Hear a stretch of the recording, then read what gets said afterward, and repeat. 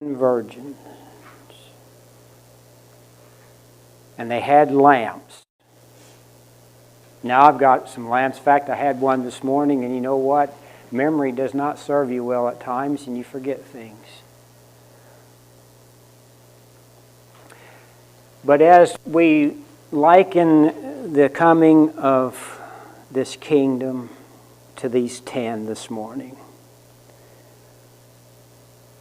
the 5 foolish ones, in verse number 3, they which were foolish took their lamps and took no oil with them. And then we have the wise ones in verse 4. But the wise took oil in their lamp vessels with their lamps. I have one of these devices. If I shake it, see that? Light. Shake it, turn it off. It's pretty neat, isn't it? Don't have to fumble around with buttons and stuff. But you know one thing I had to do with this lamp? There's a little thing in the bottom. And you have to power it up every once in a while. The battery goes dead and that lamp's not in there. So basically what he's saying in our vernacular is some of them put batteries in their lights and some of them didn't. They prepared to see. Because the message is the midnight cry, because it says so in the later verses that were read. Verse 5 says they all lived there. The bridegroom tarried, and they all slumbered and slept. Jesus has waited and waited for over 2,000 years now from the time that 30-year-old Jew was beaten and hung on a cross until now. And we are sleeping and the world slumbers and waiting. And there's people in this world that don't even realize they are living in the kingdom of heaven. Because it is likened unto good ones and bad ones. The wise and the foolish. And they lived. And in verse 6 it says, and at midnight there was a cry made, behold, the bridegroom cometh, go you out to meet him. Incredible event.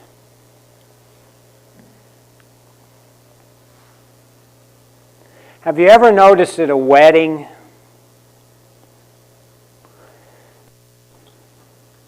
you always see the bridegroom first?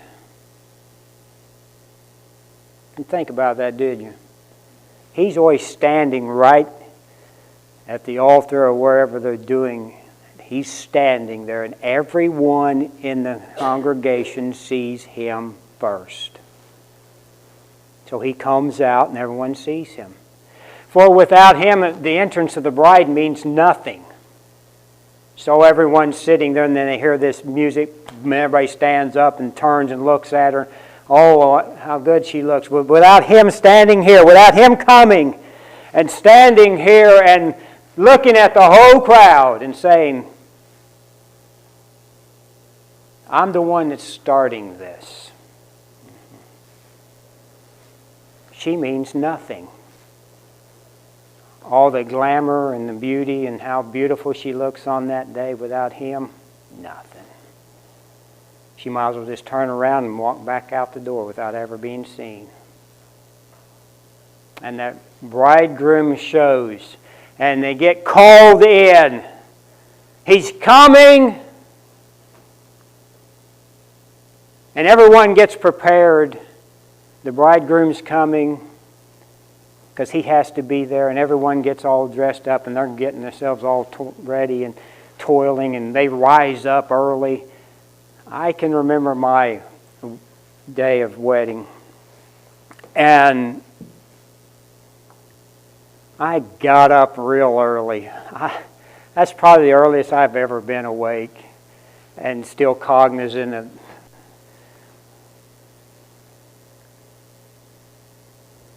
to prepare. And everybody else is awake around, and they get woke up and they're like, oh man, didn't get enough sleep last night. Went to bed too late and got up too early. But then everyone's bustling around, getting prepared, and as the bridegroom is going to be there, and he's coming.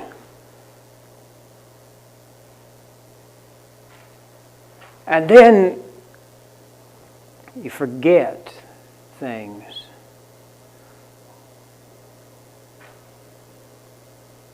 Every wedding has some hitch in it. Every one I've ever performed, the one I was in with my wife, everybody, well, it went great, but we knew there was things that didn't go right. And as we see these virgins, there's something wrong. They're all waiting to see that bridegroom. They all want. This earth groans and travails for redemption. And everyone in it wants some redemption, whether or not they're seeking it in the right way. They want mercy and redemption from their cursed body. They suffer. I talked to just some people here this morning, the things going on in their life, they hurt. You have these things going on in your life, pain and suffering. Oh, there's some joy in this life, but on the whole, you come to the end of it. And you're going to see something happen that everyone has to go through. And no one wants to. And as we get to this time,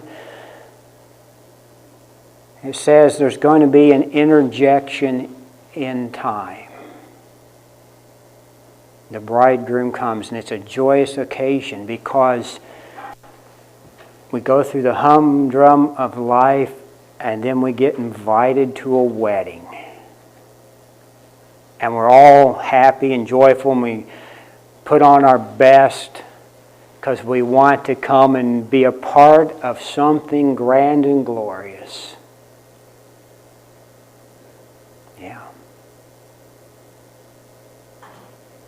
We want to see the bride in all of her beauty and all this and the court and all this, but then we realize without Him there, it doesn't happen. We want to see Him too. And so that's the world. They want redemption, and the only one that can bring redemption to a wedding is the bridegroom, the groom. And so as he comes, and they come to this grand event, there's always something. It says the cry went up to come. And everyone arose to meet him in verse 7. Then all those virgins arose and trimmed their lamps. Okay, they picked up their lamp, just like I picked this phone up.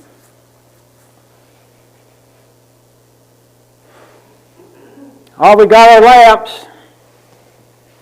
There's a candle up here. I could hold this up. Okay, anybody got a lighter? Because I don't have one. Because I was foolish and didn't bring my lighter so I could light my lamp. Anybody want to give me yours? Now you don't get a light no more. Your light's gone out. This candle does not produce any light of itself unless someone lights it. It's useless. To me, if all the lights in the world went out and I had that candle with no way to light it, I'm in total darkness. And I have to go ask somebody to light it up for me. Interesting thought, isn't it? Everyone arose to meet the heir, and they trimmed their lights, but some were not ready, it says in verse 8. And the foolish said unto the wise, give us of your oil, for our lamps are gone out. That's why I just asked you, does anybody have a lighter? Nobody wanted to give me a lighter to light my lamp. So I'm stuck in the dark. As I said earlier about my phone, if I didn't charge it up, the light doesn't work. I can shake it all I want to. Want to see something? I got this thing on the back that covers the camera up. Okay, the light's on. Oh! But if I put this over, it's not on no more. And that's the way people live in this life. The cover's always covering up the light. And they can't figure out how to get their light out to work. And so, for our lamps are gone out. They were never lit. They had no oil.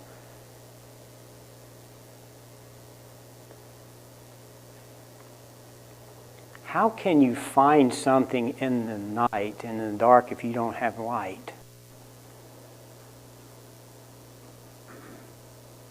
You can't. You ever stumbled around at night? I stumbled around this morning a little bit. It was early. It was still dark out, and I got up. And I didn't turn any lights on. I don't like to turn lights on. It might wake up my wife. Don't really like doing that if you don't want to be awake. So, you just kind of stumble out. And you're still trying to get. It's hard to see, even with all the lighting we have nowadays. Can you imagine where there's no light except for what you bring? It's dark. And so these 5 foolish virgins says, bring me your oil. Give me yours so you don't have any and you get to walk in the dark.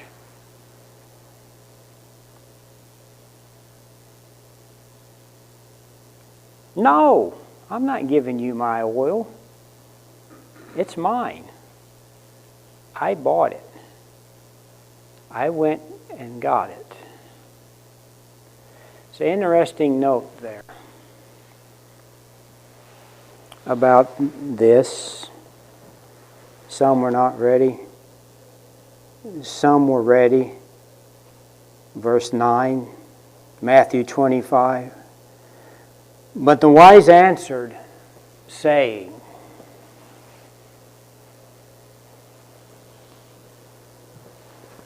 not so, lest there not be enough for us and you, but go you, rather to them that sell, and buy for yourselves.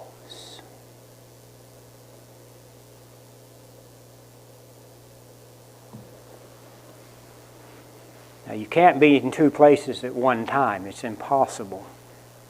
Not wholly, unless someone chops you in half and throws one side of the road to the other. But that's only half of you.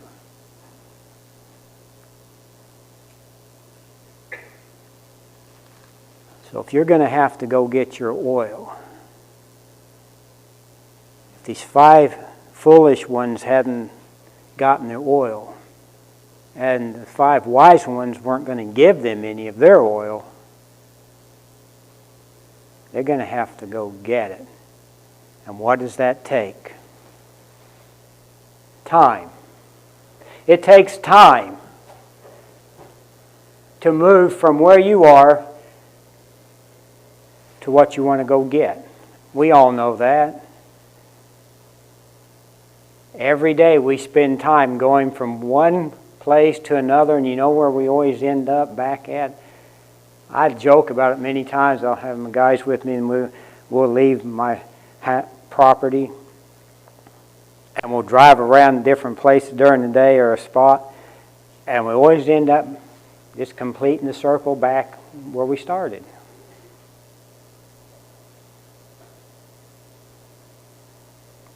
But as we think about the trek,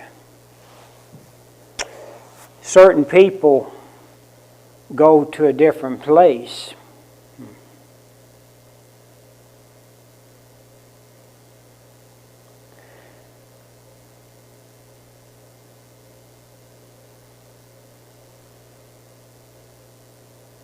The wise ones were going to meet the bridegroom and be a part of the wedding. And the foolish ones were going to go down to the oil store and miss the wedding.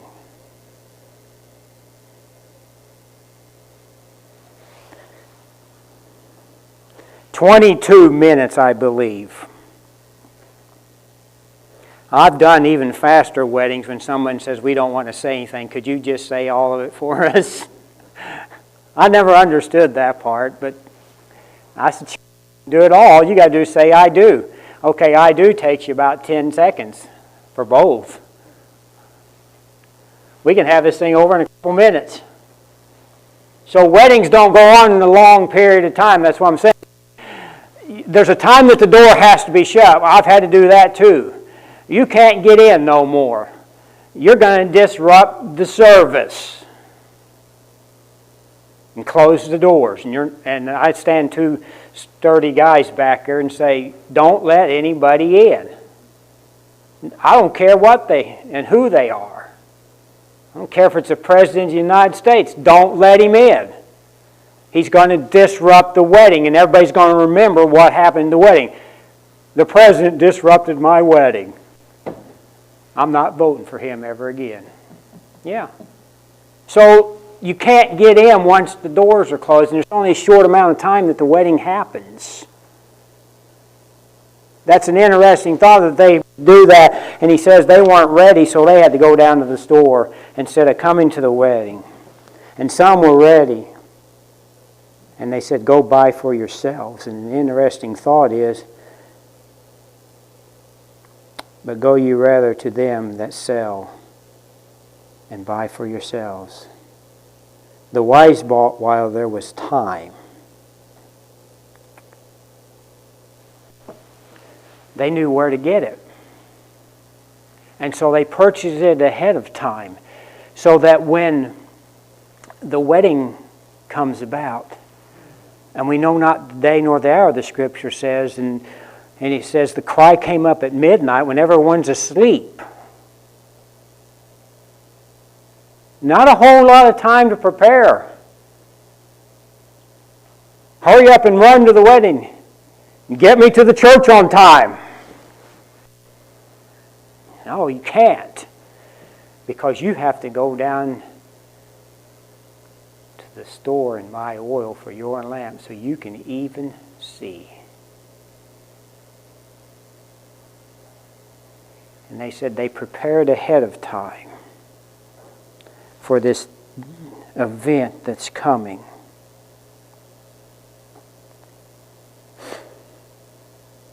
How many of us want to give away what we have rightfully bought?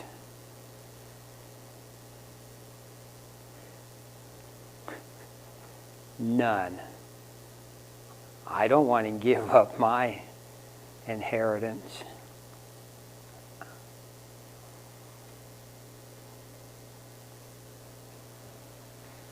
How many of us would?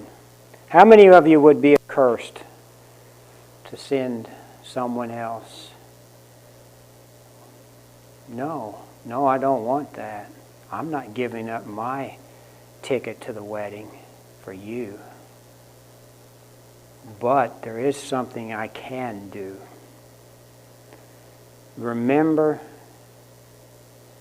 what the Scripture said here? It says, "Go you rather to them that sell and buy for yourselves." Go to them that sell and buy for yourself.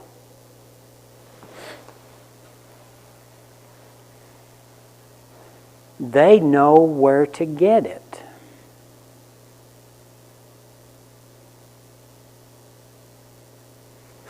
People ask me about things they need in their home. I said, well, you can get it here or there. I was talking to somebody yesterday, and we were talking about houses, and somehow we got talking about chickens. I don't know how that came up, but that's what happens. And She said, well, I've got chickens, they're not laying. I said, mine's still laying bucketfuls every day. Well, what do you do? I said, well, my wife gives them something. So I talked to her, and she came out, and my wife was with me, and she asked, and she said, well, I get this stuff at this place and this place. And she said, could you send me a picture of what it looks like? So we got home, and I took a picture of these bags, and then the caption, where you could get it. Picture, caption. Huh. Okay, so I'm going to take a picture this morning, and I would take a picture of heaven. And then if you look at your phone, it says, write a caption. Well, you're going to describe where it is, how to get it.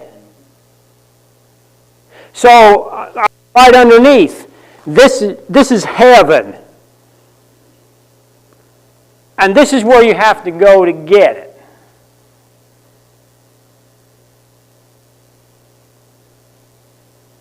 Because I know. Just like those bags, I knew exactly where they came from. 2 different places that you can go locally and buy this.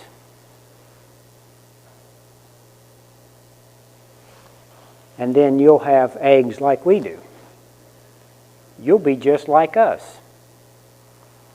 Huh. So, and then there's this other, I take a picture of this place that's called hell. And there's fire and brimstone and darkness and smoke and wailing and gnashing of teeth and all these things that is described. Because do we believe what we read this morning? Do you? Do you believe that you're going to be seeing the bridegroom come and you're going to the wedding? So if you do, then you have to believe the other part. And there's this ugly place that people go. And we'll describe that as where the foolish virgins had to go get their oil. Because they needed a fire. But not that kind. And so I take a picture of that and I send it to somebody and I write underneath, this is hell and this is what you're going to get when you go there. Because I know that too.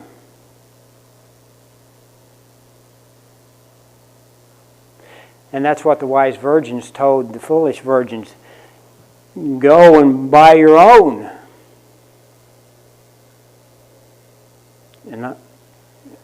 And this is where you get it, because I know where I got it, so I can tell you exactly where you can get it.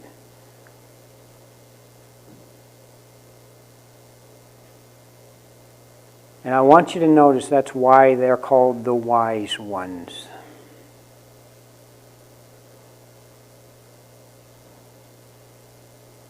Because they knew how to be ready. Even though the day snuck in on them in the middle of the night and they get awoken, they come to the wedding and they get up and they grab their lamps and they go out and they light their lamps so they can find the way to see Him.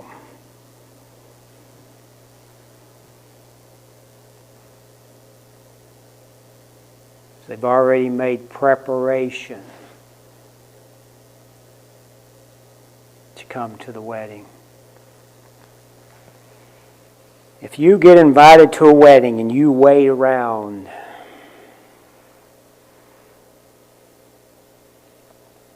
to buy your dress or to be involved in it, let's say you're one of the groomsmen or you're one of the bridesmaids, and you've been asked to be in it, and you just put off and put off and put off and put off, and you show up with your hoodie and your sweatpants on, when everyone else is dressed in a suit like this, they're not going to let you in. They're going to say, you should have went to the store and bought a suit. I wouldn't let you in. I ain't let you stand up here with me in your hoodie and sweatpants when I stand there with my suit. Everybody's going to remember that. Oh, that dummy That fool showed up in a hoodie and sweatpants with holes in it to a regal event. Oh, yeah. I would tell the ushers that locked the door, throw them out!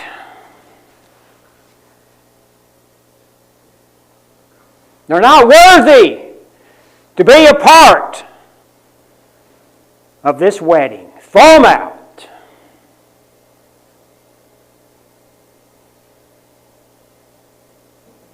Isn't that what we read this morning?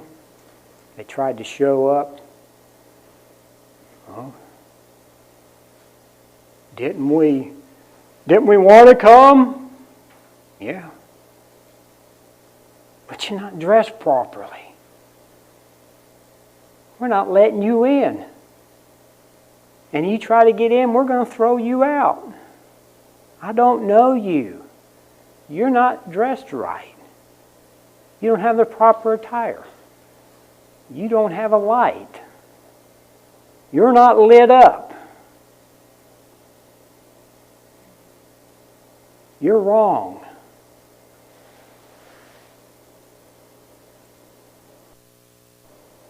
Well, and you were told ahead of time. The wise ones told you where to go get the right clothes. The bridegroom told you where to get the right suit. You see, as we think about that, when I did all that to get prepared for the wedding, I talked to my groomsmen and I ordered all the tuxes and things for them and paid for them. Picture that. Why? So that they would be presentable in my wedding.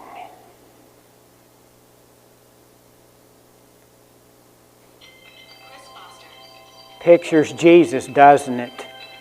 I bought this for you. I got you ready. I paid for everything you need to get to the wedding. I gave you the finest tuxedo. It all matches everyone else. You look the same. You look the part. You're supposed to be here. They will admit you right in. You can run right down the aisle. And I will be accepted in the wedding because I'm dressed right. Because the bridegroom took care of me.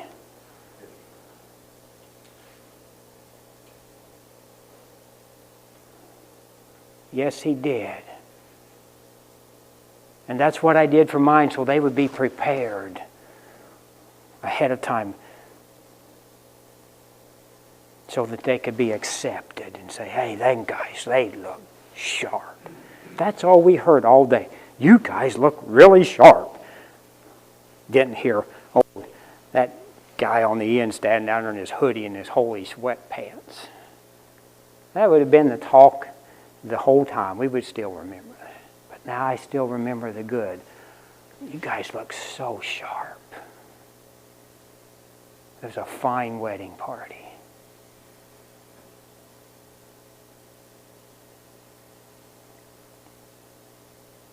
So when those foolish ones wanted to come to the wedding, he hadn't taken care of them.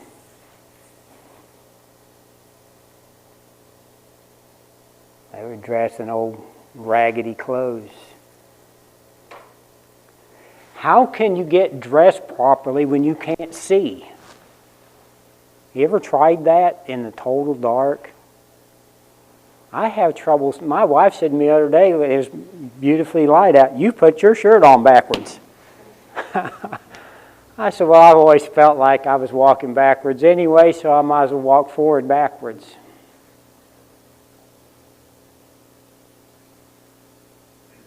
Just not fit. They weren't fit. They weren't ready. They knew where to go, but just didn't do it. Because the wise ones had told them. Go and purchase this just like we did. So as we come to this conclusion of this kingdom event, those that are foolish, those that were wise, those that were not ready, those that were ready,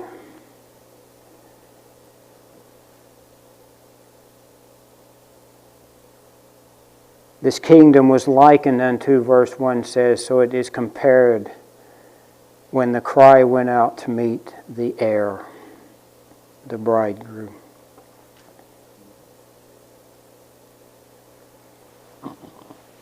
And no one's ready for when he just jumps up and says, it's time. So you better be prepared.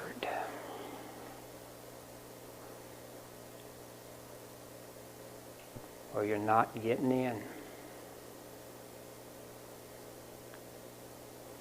Have you given away your old rags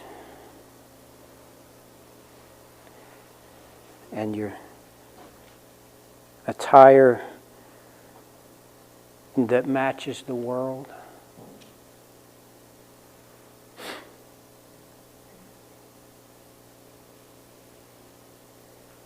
For the wedding gown?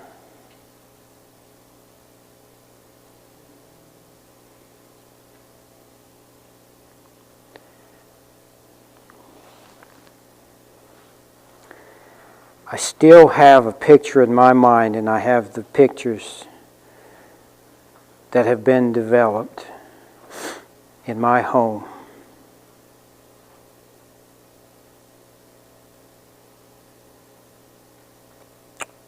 Of that wedding, where I was a participant as the groom.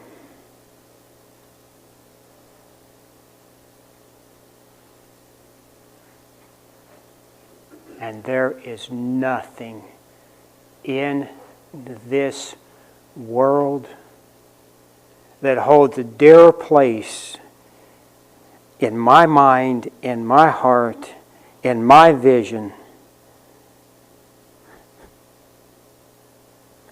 than to see her in that white gown. And I'm standing in it.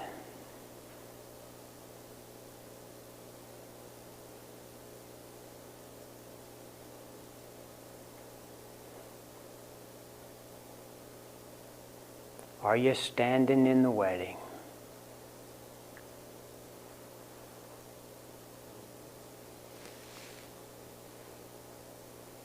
And all those attendants are there dressed properly. We have that picture. The groom standing on the right, the bride on the left, and the attendants are all around. It's a beautiful sight. Something you'll never forget. But you got to get prepared.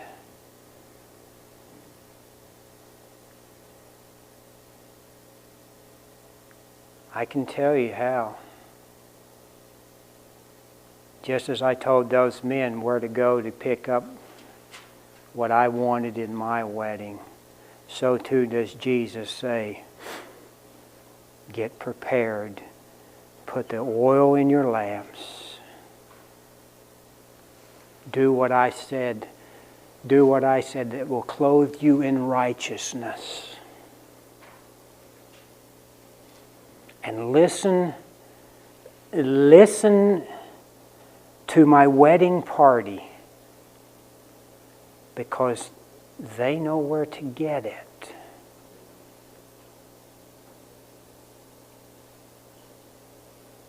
They'll tell you exactly where to go to get the right clothes.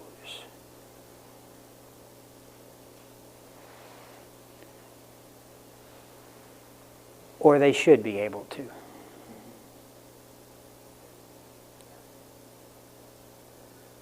The midnight cry, It's coming to a kingdom that we're all a part of.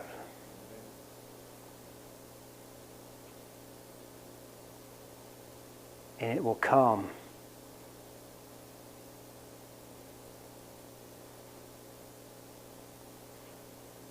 when everyone's asleep and no chance to prepare. Father, thank you for this time that we've been here this morning to picture the kingdom of heaven.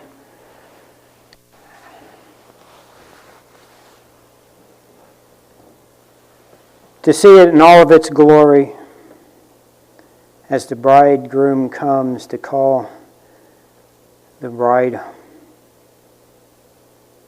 and the attendants, that they should be properly prepared, that their lamps are trimmed and burning. I pray if there's someone here that has not made provision to come to the wedding,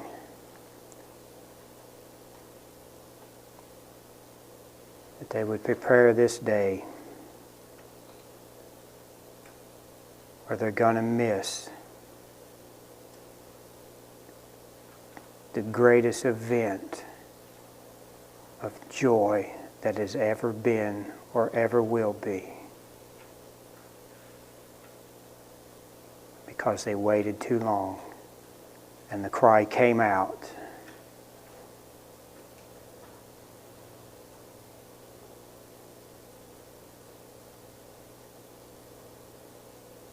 And they were lost in the dark.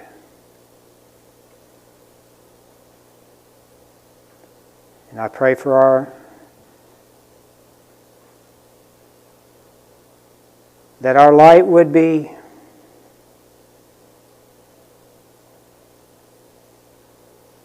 bright and lit